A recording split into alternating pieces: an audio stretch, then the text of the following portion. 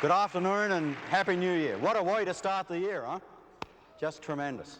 Absolutely fantastic. Couldn't have imagined a better way to really... Mr. Mayor, how are you? Welcome.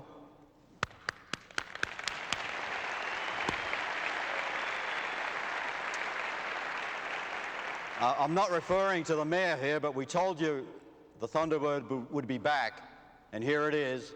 What do you think about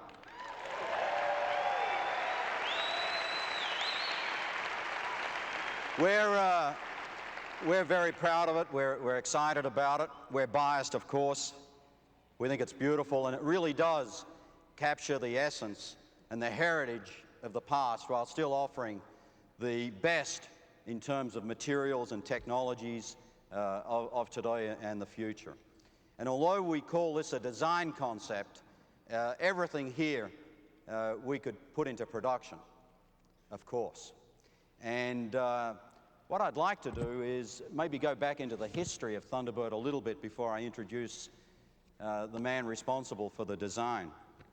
We went back into the files a little bit, going back to 1954. This is an internal memorandum dated February 10th, 1954. And it's from L.D. Caruso to Ernie Breach. And it's interesting because the subject was sports car names. And it starts off by saying, you'll recall that very early in the search for a name to be given the new sports car, our original selection was Thunderbird. Of course, now we think of Thunderbird as just the essence of what America was about in the 50s and 60s. And they go on to say, at that time, you, Ernie Breach, indicated to us that we may try to find a better name. We have searched diligently for additional selections, only to find that many of them have been previously used and therefore were not available to us. Accordingly, we feel that the name Thunderbird is the best choice. And looking back on it now, some 40-odd years later, you've got to give them credit. It was a tremendous name and a tremendous heritage. And we're proud that we're part of the team that's going to carry it into the 21st century. What I'd like to do at this point is introduce the man responsible for the vehicle design, Jay Mays, Jay, and who's also happens to be the Ford Vice President for Design. Welcome, Jay. Thank you. We'll get over here and we don't want to miss the photo opportunity, Jay, at all.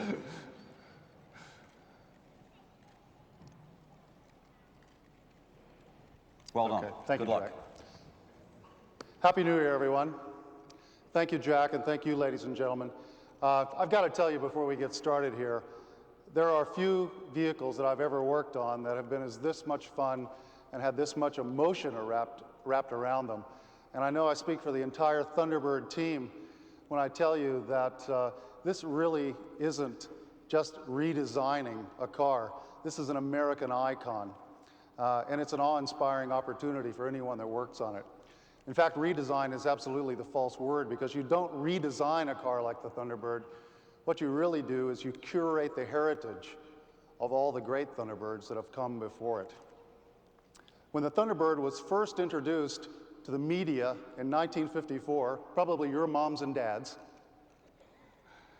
what happened was there was a sleek line that reflected an unbridled optimism of the time. The Thunderbird had what car designers call that thing. That was love in a fender.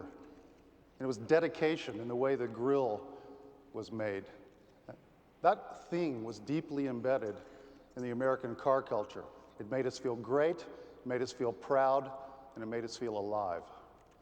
But as the years passed, the Thunderbird grew and evolved from a two-seat roadster to a two-door sedan to a four-door model that by the late 60s had moved far away from the character that we now associate as distinctly Thunderbird. And over the next 30 years, there were other great cars, but where they were once the norm, they were now the exception. So our mission, to pick up where we left off and march ahead. And so, a new Thunderbird. Round headlamps, egg crate grille, hood scoop, all wrapped in modern materials, all wrapped in modern technology, but distinctly Thunderbird.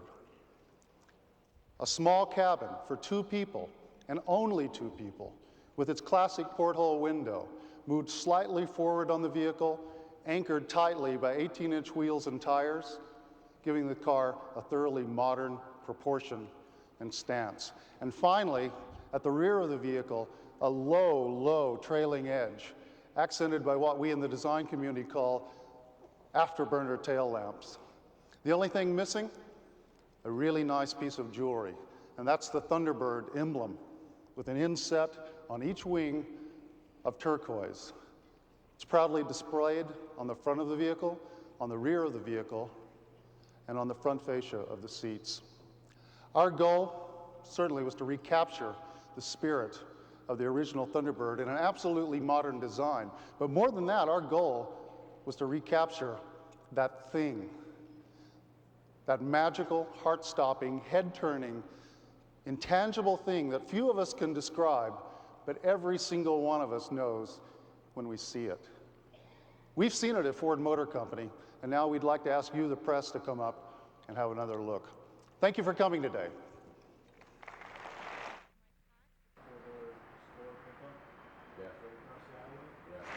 Ladies and gentlemen, we invite the media to take a closer look at the Thunderbird, where Jay and the rest of the Thunderbird team will entertain your questions.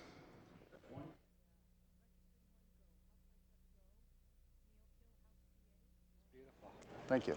We're going to Okay. announce the 310. See if Jack wants to come back up. It'll be a first for Detroit, and Yeah, it's the start sure. of the 300-year Okay. celebration. All right. Yeah. It's Jennifer's Okay. idea, it wasn't mine.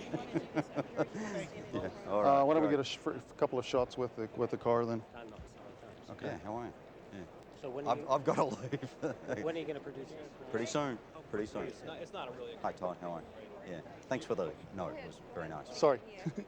You Go wrote it, so. We haven't announced it yet, but as Jack we'd said, everything in rather the not car is say at this 100% point, but feasible. very So should we make the decision to get into production, we're ready. Not going to It's a concept speculate on it. until it's I'll a let you do production that. vehicle. So. Hi. Steve, how are you? Happy How are New Year. you? Pleased to meet you. Keith? Two-seater, or do you do Is there a back seat at all? No, it's a strictly 2-seater, Not in and our the lifetime. back seat has enough room for a small piece of luggage, briefcase, tote sack, something like that. Who's the target market? Who are you selling? I'd rather Doug, wait come on up. until we're closer to production. But I think this is a vehicle, as you can tell from the history going back to 54. Shortened to I 98. think The it's a engine vehicle is that the will V8. really In fact, Doug, why don't span, you go through that with them? many different